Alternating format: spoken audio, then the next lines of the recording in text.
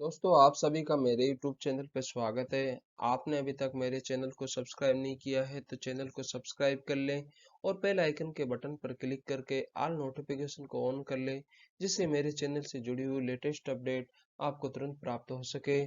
Video को शुरू से लेकर अंत तक जरूर देखें। यहाँ पर आपको साइकोलॉजी से जुड़ी हुई परीक्षा की दृष्टि से महत्वपूर्ण प्रश्न दिए गए हैं, जो आपको परीक्षा के लिए बहुत ही महत्वपूर्ण है। चलिए दोस्तों, क्वेश्चन की तरफ चलते हैं। क्वेश्चन नंबर 1, विद्यालय संबंधी पर्यावरण के अंतर्गत नहीं आता है। परिवार नहीं आता है, बाकी सभी आते हैं। विद्यालय, प्रधानाध्यापक, शिक्षक, ये सभी किसके विद्यालय पर्यावरण के अंग हैं। अगला क्वेश्चन है, व्यक्तिगत स्वच्छता से तात्पर्य है। व्यक्तिगत स्वच्छता में उपयुक्त सभी आते हैं, यानी बालों, कानों, नाक की स्वच्छता, त्वचा, नाखूनों व नेत्रों की स्वच्छता, गले, दांतों व वस्त्रों की स्वच्छता, ये सभी व्यक्तिगत स्वच्छता के अंतर्गत आते हैं। अगला क्वेश्चन है, बालक को सामाजिक व्यवहार की शिक्षा देने हेतु उपयोगी है। विभिन्न सामाजिक क्रियाओं से।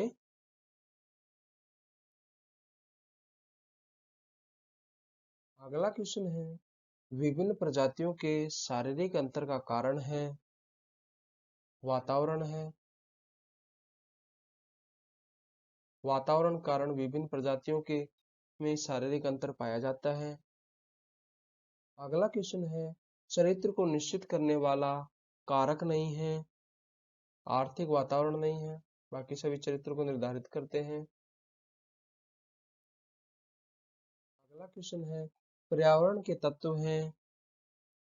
प्राकृतिक एवं सामाजिक वातावरण पर्यावरण के तत्व हैं। अगला क्वेश्चन है, वातावरण के अंतर्गत आता है। वातावरण के अंतर्गत उपयुक्त सभी आते हैं। हवा, प्रकाश, जल, ये सभी वातावरण के अंतर्गत आते हैं। अगला क्वेश्चन है, वातावरण वह बाहरी शक्ति है जो हमें प्रभावित करती है। यह कथन किसका है? यह कथन रॉस का है।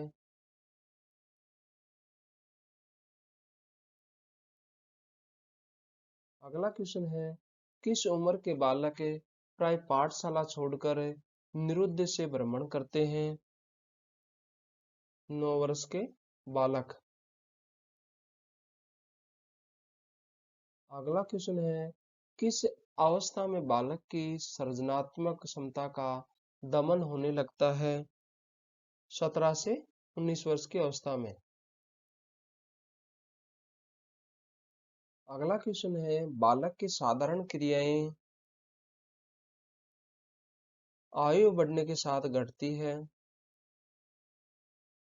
अगला क्वेश्चन है, बालक की विशिष्ट क्रियाएं हैं आयु बढ़ने के साथ बढ़ती है।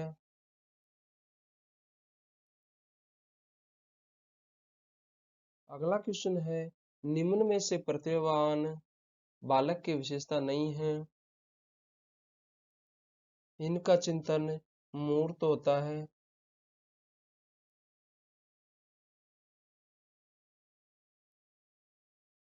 अगला क्वेश्चन है, निम्न में से समस्यात्मक बालक नहीं है।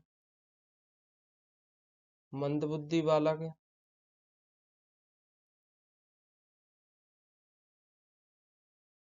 अगला क्वेश्चन है, किस बुद्धि लब्धि के बालक को सर्वश्रेष्ठ मेधावी बालक कहा जा सकता है? 170 से की बुद्धि लब्धि वाले बालक को सर्वश्रेष्ठ मेधावी बालक कहा जा सकता है। अगला क्वेश्चन है, सामान्य प्रतिभाशाली बालक और विशिष्ट प्रतिभाशाली बालक में किस आधार पर अंतर किया जा सकता है?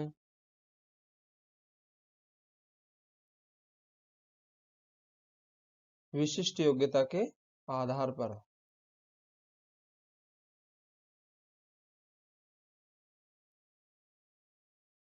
अगला क्वेश्चन है, प्रतिभाशाली बालक की पहचान निम्न में से किसके द्वारा हो सकती है? उपरोक्त सभी के द्वारा हो सकती है। बुद्धि परीक्षण, अध्यापक मत, माता पिता व मित्रों का मत,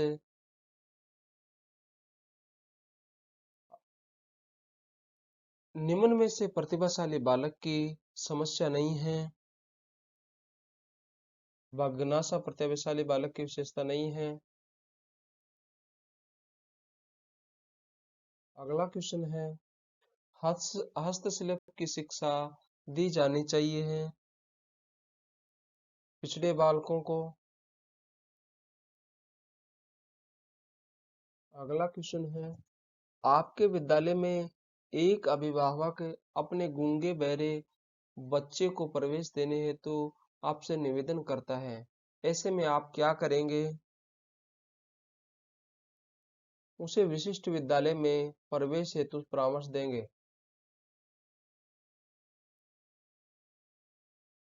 कक्षा में ऊंचा सुनने वाले तथा कमजोर नजर, निकट दृष्टि के छात्रों को बैठाना चाहिए आगे की पंक्ति में।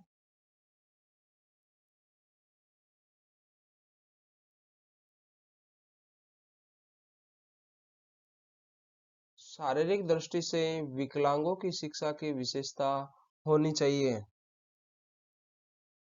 उपरोक्त सभी होनी चाहिए।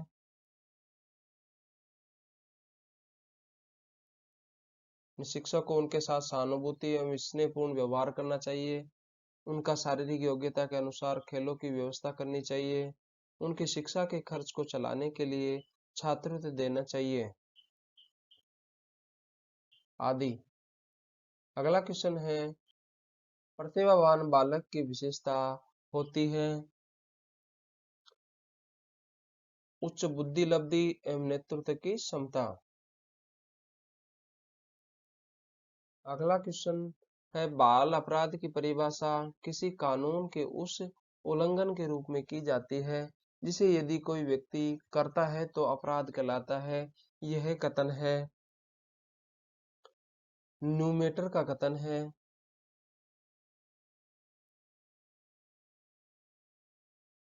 अगला क्वेश्चन है, कौन सा बाल अपराध है? उपरोक्त सभी बाल अपराध हैं, यानी यौन अपराध, चुनौती देने की प्रवृत्ति, धूम्रपान, ये सभी बाल अपराध की श्रेणी में आते हैं। अगला क्वेश्चन है, बाल अपराधी के उपचार की विधि नहीं है अधिगम की विधि।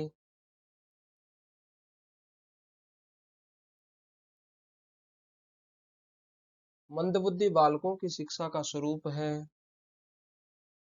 उपरोक्त सभी है, विशिष्ट कक्षाएं, अपनी देखभाल प्रशिक्षण, व्यक्तित्व प्रशिक्षण, ये सभी मंदबुद्धि बालकों की शिक्षा के स्वरूप है। अगला क्वेश्चन है, मंदबुद्धि बालक की विशेषता है। उपरोक्त सभी मंदबुद्धि बालक की विशेषताएं हैं।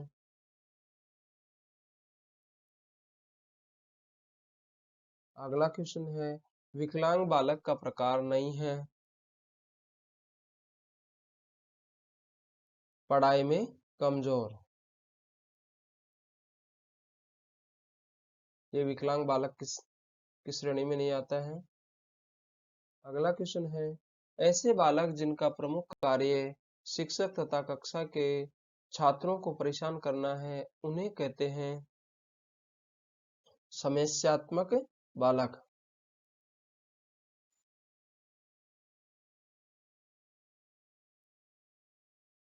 अगला क्वेश्चन है, बालकों के जटिल समस्यात्मक व्यवहार की विशेषता नहीं है आज्ञा पालन करना।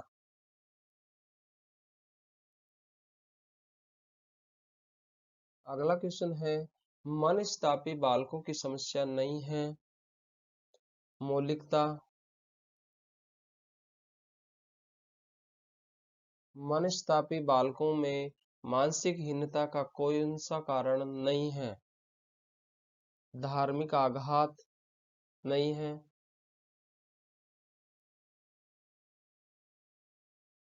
अगला क्वेश्चन है, अंध बालकों को शिक्षण दिया जाता है ब्रेल पद्धति द्वारा।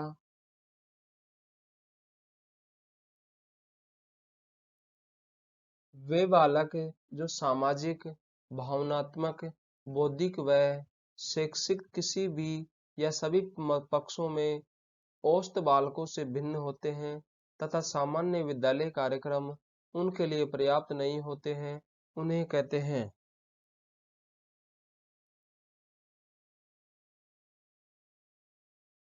उन्हें असामान्य बालक कहते हैं।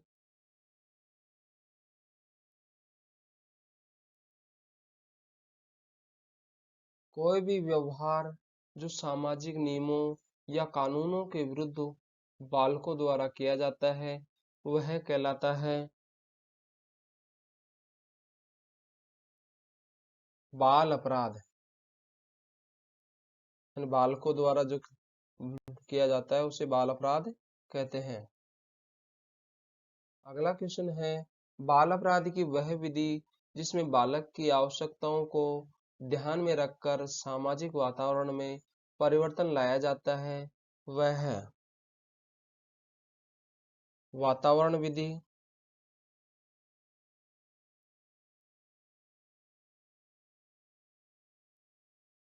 अगला क्वेश्चन है, पिछड़े बालकों के चयन की विधि निम्नांकित में से कौन सी नहीं है?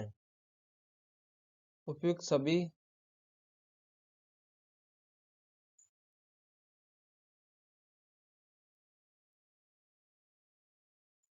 अगला क्वेश्चन है, वंचित वर्ग के बालकों के अंतर्गत आते हैं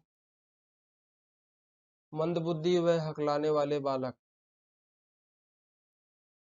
अगला क्वेश्चन है, विकलांग बालकों के अंतर्गत आते हैं उपयुक्त सभी बालक आते हैं।